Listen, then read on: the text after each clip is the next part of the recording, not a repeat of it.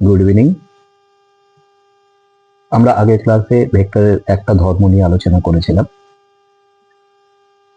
আর সেই সঙ্গে বলেছিলাম দুটো ভেক্টর রাশির মধ্যে ক ধরনের গুণফল নির্ণয় করা যায়। আজকে আমরা ডিটেলসে দুটো ভেক্টর রাশির গুণফল নিয়ে আলোচনা করব। প্রথমে দুটো ভেক্টর রাশির ডট এবং ক্রস আমি যে গুণফলই নির্ণয় করতে যাই না কেন, আমাদের প্রথমে জানতে হবে যে দুটো ভেক্টর রাশির মধ্যে অন্তর্ভুক্ত কোণ কি করে নির্ণয় করতে হয়। এখন অন্তর্ভুক্ত কোণ বার করতে হলে আমাদের দেখতে হবে যে দুটো ভেক্টর কে আমরা কিভাবে প্রকাশ করছি। যদি দুটো ভেক্টরকে আমরা একই বিন্দু থেকে নির্গত করি, তাহলে দেখ এই দুটো পেনই একটা বিন্দু থেকে দুদিকে যাচ্ছে, তাহলে এক্ষেত্রে এই কোণটা হচ্ছে ভেক্টর দুটোর মধ্যে অন্তর্ভুক্ত কোণ।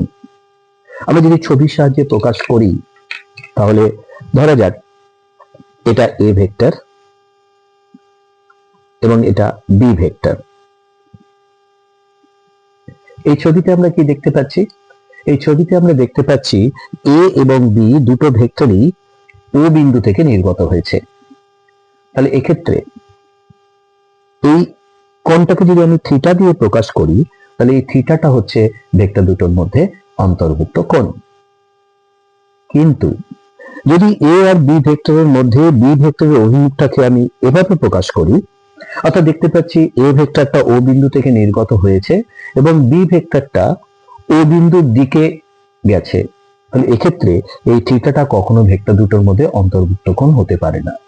তাহলে এক্ষেত্রে আমরা দুটো ভেক্টরের মধ্যে অন্তর্ভুক্ত কোণ বার করার জন্য আমরা বি ভেক্টরটাকে বর্জিত করলাম এবং এক্ষেত্রে এই কোণটা যার মান 180 ডিগ্রি মাইনাস থিটা, এবং সেটা হলো এই ভেক্টর দুটোর মধ্যে অন্তর্ভুক্ত কোণ।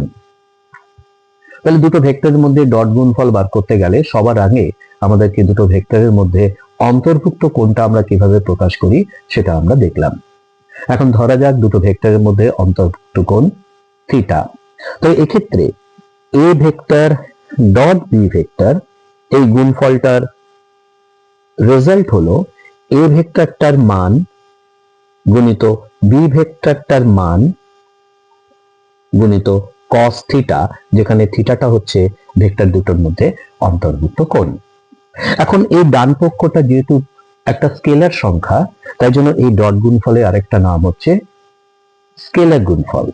আর স্কেলার গুণফল হওয়ার জন্য আমি এটাকে এ ডট বি লিখছি না বি ডট এ লিখছি তাতে কিছু যায় আসে না, এবং উভয় ক্ষেত্রে মানটা সমান হয়, এবং সেই জন্য বলা হচ্ছে যে ডট গুণফল গুণফলের ক্ষেত্রে বিনিময় নিয়ম মেনে চলে, অর্থাৎ ডট গুণফল কমিউটেটিভ। এখন এই সম্পর্ক থেকে আমরা দুটো ভেক্টর লম্ব কখন হবে, অর্থাৎ দুটো ভেক্টরের লম্ব হওয়ার শর্ত আমরা নির্ণয় করব।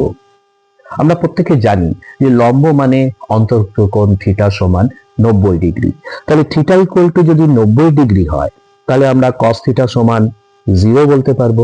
আর cos থিটা যদি 0 হয়, তাহলে A vector dot B vector সমান 0। তাহলে এটাই হচ্ছে দুটো ভেক্টর পরস্পর লম্ব হওয়ার শর্ত। অর্থাৎ দুটো ভেক্টরের ডট গুণফল বা স্কেলার গুণফল যদি 0 হয়, তাহলে আমরা বলতে পারবো ভেক্টর দুটি পরস্পরের উপরে লম্ব। দুটো ভেক্টরের মধ্যে এরপর আসে দ্বিতীয় গুণফল। সেই দ্বিতীয় গুণফলটাকে বলি আমরা ক্রস গুণফল। এরকম বলার কারণ হচ্ছে এই ভেক্টর দুটোর মধ্যে যে চিহ্নটাকে আমরা ব্যবহার করেছি সেটা হচ্ছে ক্রস চিহ্ন। এর রেজাল্টটা কি? এর রেজাল্টটা হচ্ছে এ ভেক্টরের মান ইন্টু বি ভেক্টরের মান into sine theta into N cap. এই এন ক্যাপটা কি? এই এন ক্যাপটা হচ্ছে এই ক্রস গুণফলটার যে ফলাফল, তার শুধু মান থাকবে না, তার সঙ্গে একটা দিক থাকবে। তাহলে এন ক্যাপটা ওই ক্রস গুণফলটার অভিমুখটা নির্দেশ করছে। এখন অ্যাপারেন্টলি বা রাফলি আমরা বলতে পারি যে এই অভিমুখটা এ আর বি এই দুটো ভেক্টর যে তলে অবস্থান করছে সেই তলের উপরে লম্ব হবে। এটা কিন্তু আমরা অ্যাকুরেটলি বলতে পারছি না যে লম্বটা কোন অভিমুখে হবে। এটা হচ্ছে দুটো ভেক্টরের যে তলে অবস্থান করছে সেই তলের উপরে লম্ব হবে। ধরা যাক এখানে আমি দুটো পেন নিয়েছি, একটা ব্লু কালারের আর একটা হচ্ছে পিঙ্ক কালারের। এই দুটো পেন কে যদি আমি এভাবে প্রকাশ করি, এই দুটো পেন এই তলটায় অবস্থান করছে।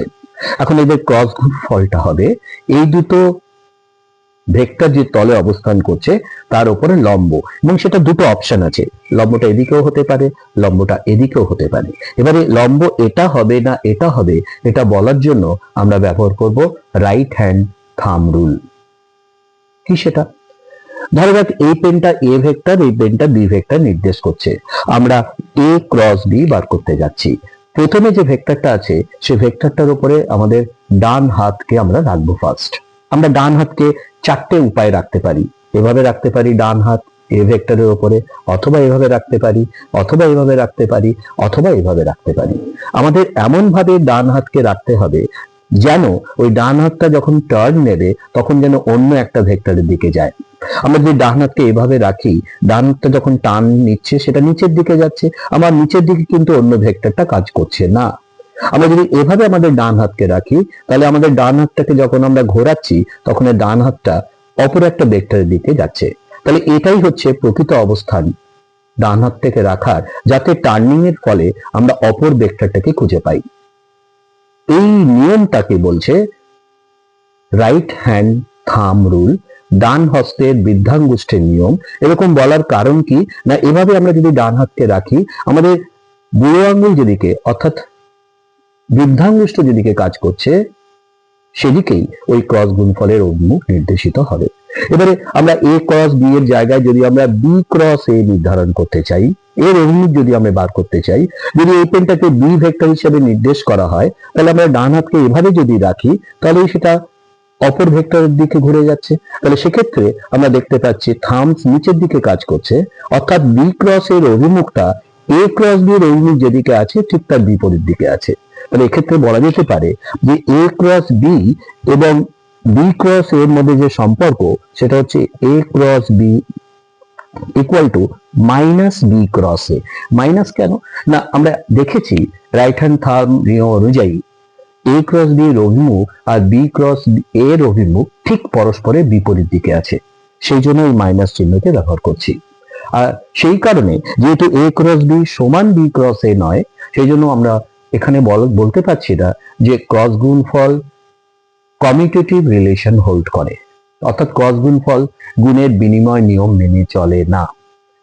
এখন যদি দুটো ভেক্টর মধ্যে অন্তর্ভুক্ত কোণ থিটা সমান 0 ডিগ্রি হয়, আমরা প্রত্যেকে জানি যে এ ক্রস বি যেহেতু সাইন থিটার মানটা থিটা 0 হলে 0 হয়, তাহলে এ ক্রস বি সমান 0। অর্থাৎ দুটো ভেক্টর পরস্পর সমান্তরাল কখন হবে, এটাই হচ্ছে তার শর্ত। যদি দুটো ভেক্টরের ক্রস গুণফল 0 হয় তাহলে সেক্ষেত্রে আমরা বলবো ভেক্টর দুটো পরস্পর সমান্তরাল। এর পরের ক্লাসে আমি তোমাদেরকে শেখাবো একটা ভেক্টর এর কি করে উপাংশ নির্ণয় করতে হয়, অর্থাৎ how to find the resolution of a vector. আজকের ক্লাস এই পর্যন্ত। Thank you everybody.